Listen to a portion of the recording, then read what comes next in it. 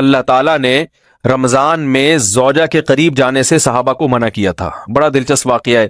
رمضان کی راتوں میں بھی زوجہ کے قریب جانے سے منع کیا تھا. ایک صحابی تھے، وہ رات میں کہیں چلے گئے. اب بڑے پریشان ہوئے، رسول اللہ صلی اللہ علیہ وسلم کے پاس آئے، عرض کیا یا رسول اللہ مجھ سے غلطی ہوئی، رمضان کی رات میں نے اپنی زوجہ کے قریب چلا. آپ نے فرمایا کیوں؟ وہ بڑا دلچسپ واقعہ ہے، بظاہر تھوڑا حیا کے خلاف بھی ہے لیکن اتنا بھی نہیں ہے. وہ کہہ رہے میری زوجہ کہیں پانی بھرنے کے لیے جا رہی تھی، ان کی پنڈلی کھلی تو میری نظر بیوی کی پنڈلی پر پڑی اور میں بس پاگل ہو گیا بیوی کے عشق میں. میں یہ اس لیے بیان کر رہا ہوں کہ جو لوگ نظر کی حفاظت کرتے ہیں وہ بیوی کے عشق میں پاگل ہوتے ہیں. جو دن رات انٹرنیٹ پر پنڈلیاں دیکھتے رہتے ہیں انہیں بیوی کی پنڈلی بھی کیا شکل بھی اچھی نہیں لگتی ان کو. بد نظری کا یہ عذاب ہے، وبال ہے کہ جو اللہ نے گھر میں آپ کے لیے بٹھائی ہے وہ آپ کو اچھی نہیں لگے گی.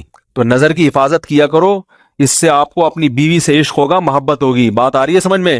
تو اب دیکھو کیسا روزے کی حالت ہے. رمضان میں پابندی ہے، اسلام میں حکم تھا جو رمضان میں بیوی سے بستری کرے گا 60 روزے لگاتار رکھنے پڑیں گے.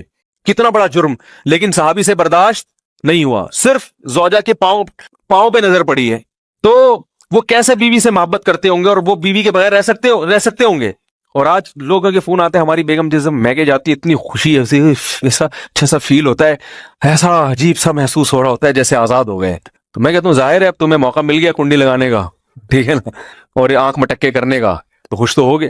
تو یہ بھی ایک عذاب ہے جو لبرل لوگ نے جس عذاب میں ڈالا ہوا ہے نا، اس میں عورت کے حقوق نہیں ہے. عورت کے حقوق نظر کی حفاظت میں اور عورت کے پردہ کرنے میں ہے. جب مرد باہر نکلے گا سب پردے میں ہوں گی تو آئے گا کس کے پاس؟ بیگم کے پاس ہی آئے گا. تو اتنے منہ کالا کرنے کے راستے کھول دیے ہیں تو ظاہر ہے پھر کامیاب ازدواجی زندگی نہیں ہوتی. تو نبی کے پاس آئے، عرض کیا یا رسول اللہ میں برداشت نہیں کر پایا. تو آپ مسکرا دیے. تو وہ نبی کے پاس گئے، یا رسول اللہ ایسے ہوا، مجھ سے غلطی ہو گئی. تو آپ نے فرمایا کیوں؟ فرمایا ایسا ہو گیا تھا. تو آپ صلی اللہ علیہ وسلم نے فرمایا 60 روزے رکھو لگاتار. انہوں نے فرمایا ایک کی طاقت نہیں ہے، اس میں یہ ہو گیا 60 کیسے رکھوں گا، نہیں ہے طاقت 60 کی. آپ نے فرمایا ٹھیک ہے پھر 60 غریبوں کو 2 ٹائم کا کھانا کھلاؤ. فرمایا اس کی بھی طاقت بولو بھائی نہیں ہے.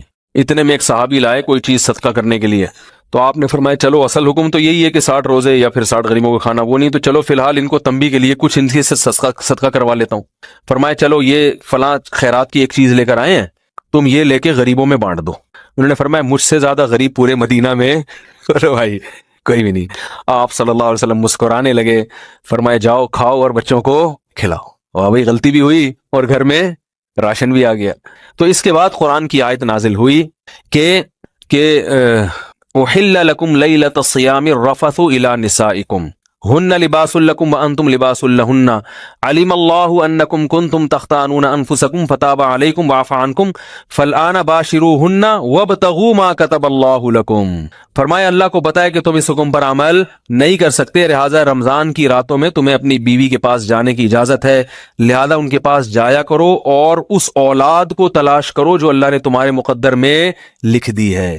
قرآن جہاں بھی بیوی سے ریلیشن قائم کرنے کی بات کرتا ہے اولاد کا ذکر لازمی کرتا ہے، یعنی تلاش کرو اس اولاد کو جو اللہ نے تمہارے لیے لکھ دی ہے.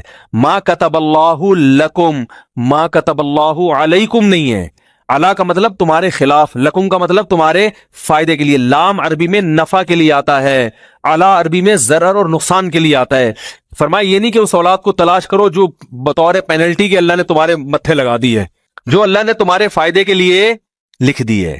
اس سے پتہ چلتا ہے اسلام اولاد کی کثرت پہ کس قدر حریص ہے. بات آ رہی ہے اور بھی اس بارے میں آیتیں قرآن مجید کی